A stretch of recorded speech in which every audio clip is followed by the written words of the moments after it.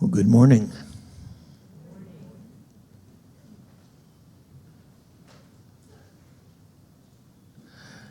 This morning I want to talk to you about 5 mistakes we beginners often make. And in this practice, we always consider ourselves a beginner, because a beginner experiences life with an open mind, with curiosity, with no preconceptions.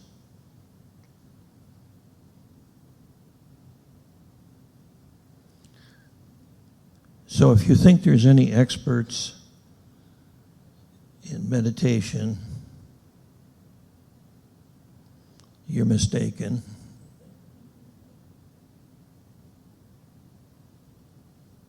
Because the more awakened we become, the more we realize we're beginning with every breath, with every moment. So these are 5 common mistakes that we all, sooner or later, will experience. Hopefully not all 5 at once, but you never know. We have those days.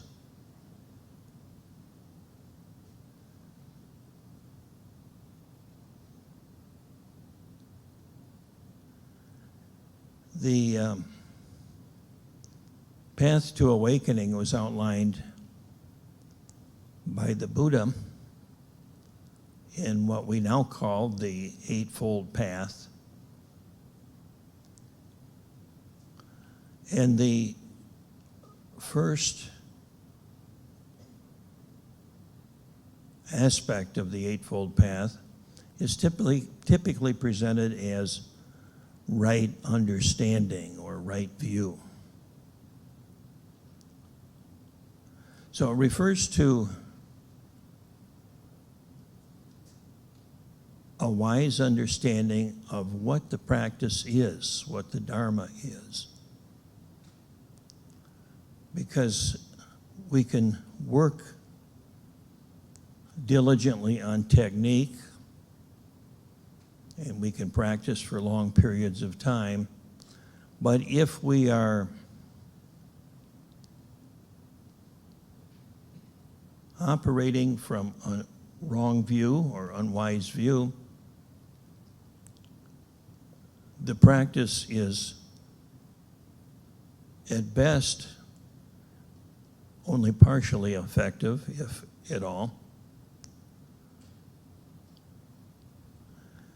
It's like starting out on a journey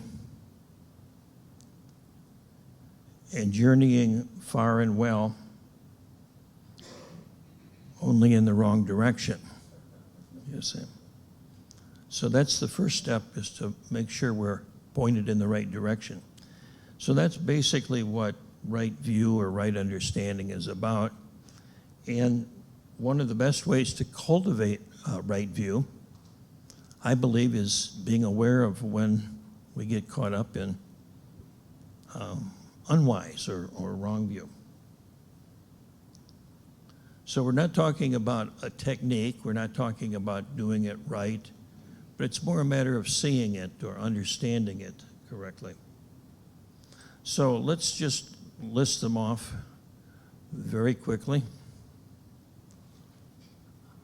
Always taking a chance whenever I give a certain number of thises or that's, because I don't know exactly how long it's going to take to get through the list. So let me jump in. Number 1, a misunderstanding what spiritual practice really means. Misunderstanding what is meant by spiritual or Dharma practice.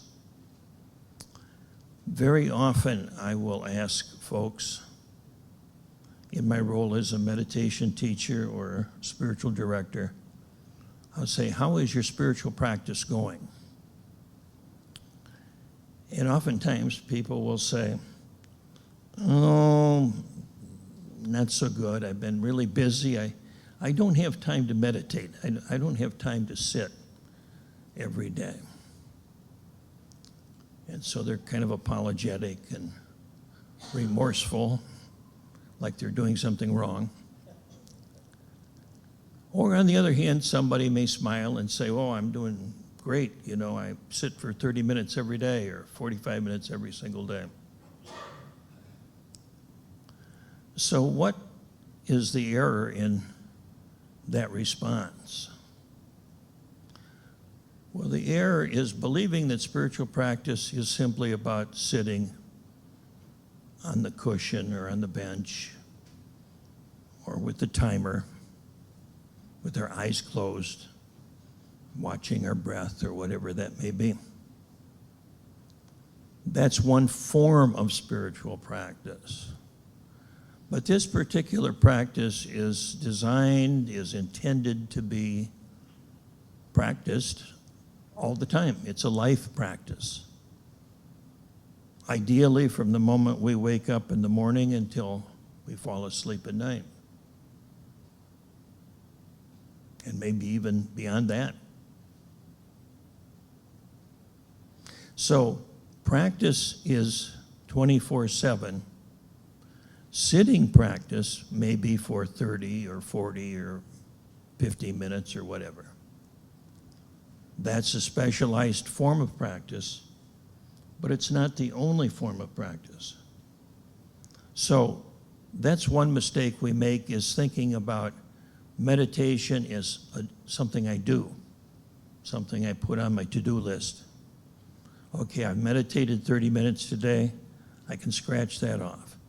Now go to the grocery store, get the tires changed on the car, da-da-da-da-da-da.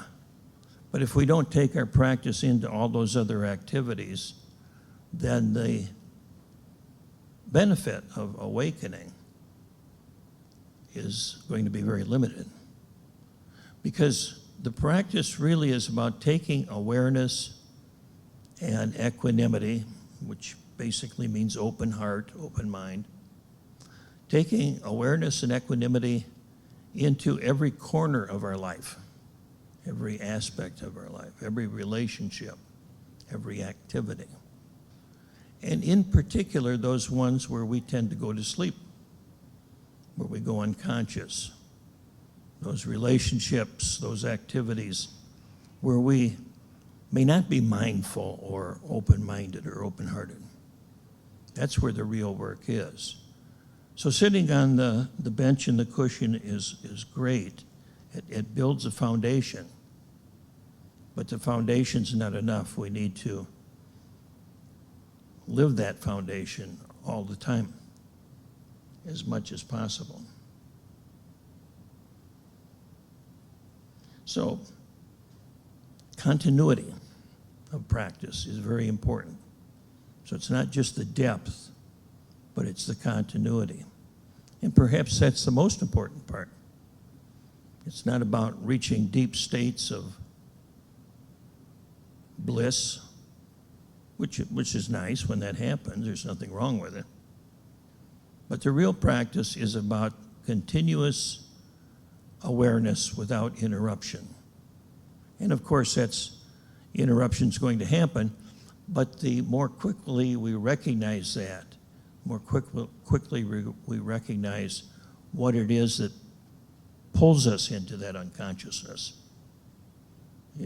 Like for me, anytime I sit down in front of my computer, I tend to go unconscious. It's really hard for me to be mindful and to work on a computer. We all have our our spots where the edge is, whatever it may be.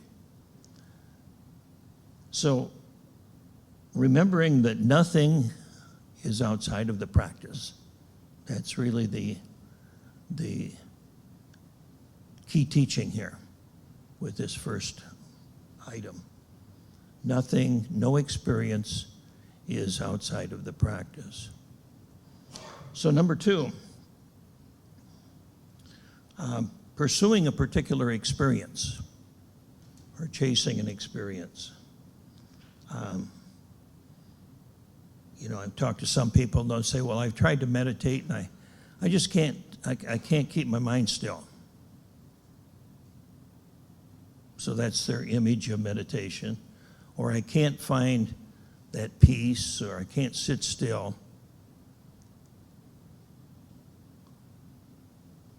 Their sense of meditation is finding some idealized experience. This deep silence, this calm, this bliss, this whatever it is we think meditation is. And so we go after that. Oftentimes without knowing it. But we want this sense of, it feels good. And if we don't get that, then we may feel frustrated. And like I say, sometimes people will give up or say, I can't meditate. Then sometimes we do feel the bliss or the peace or whatever it is that we are looking for. And that's even worse. Because then we keep wanting to recreate that.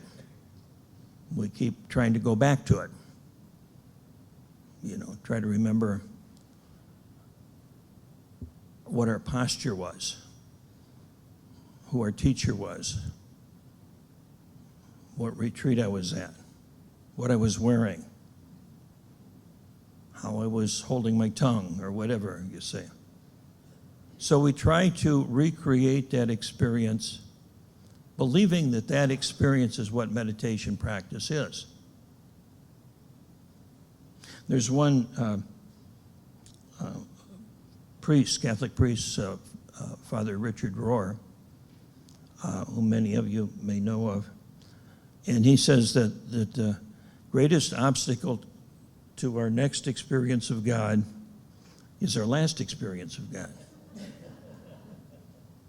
Because we get a hold of these experiences and we want to recreate them. We want to keep going back, you see.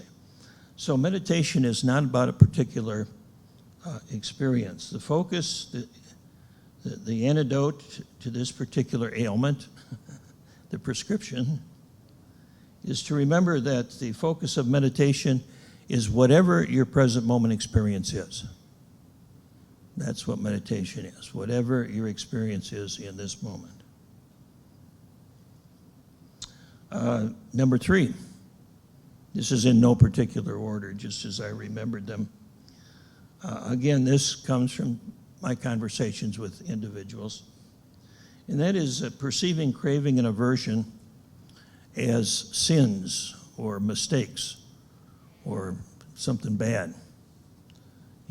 Sometimes I'll hear somebody say, well, I was sitting there craving lunch. I was hungry and I was craving lunch.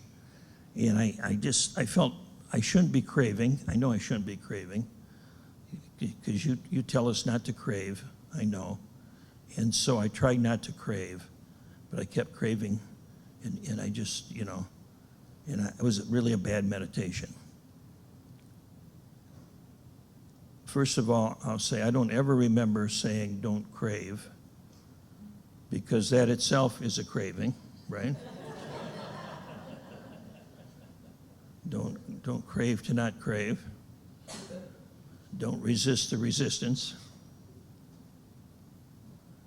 So the practice is about being with whatever shows up. We're not trying to do something or not do something. Craving is not bad. It's not a sin. Aversion is not bad. It's not a sin.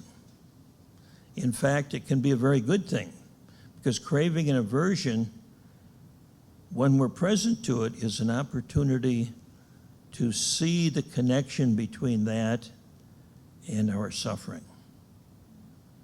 So when craving shows up, welcome it. There's craving. So let's see, am I happy right now? Am I at peace right now? What's going on? You say, well, craving. I'm really suffering a lot. And the next time I crave, I notice that I'm not very happy. And the next time I crave, I notice that I'm not very happy. Then I begin to notice it really doesn't make any difference what I'm craving, right? And then we have the insight that it's the craving itself that's the problem. Not that I don't have lunch, or I don't have this that I want, or I don't have that I want. See? Without awareness, we say the problem is I'm unhappy because I'm hungry and lunch hasn't been served yet, or I'm thirsty and this guy won't stop talking, or whatever the case might be, you see. So, welcome craving and aversion. We're not trying to make it happen, but when it does happen, use it as an opportunity. Awareness of craving and aversion is an opportunity to see into the cause of suffering. That can be a very deep insight. It can be very, very powerful, very helpful. So again, don't try to make it happen, but when it shows up, it's not bad at all. See, this practice in many ways is turning everything on its head. Number 4, thinking our experiences.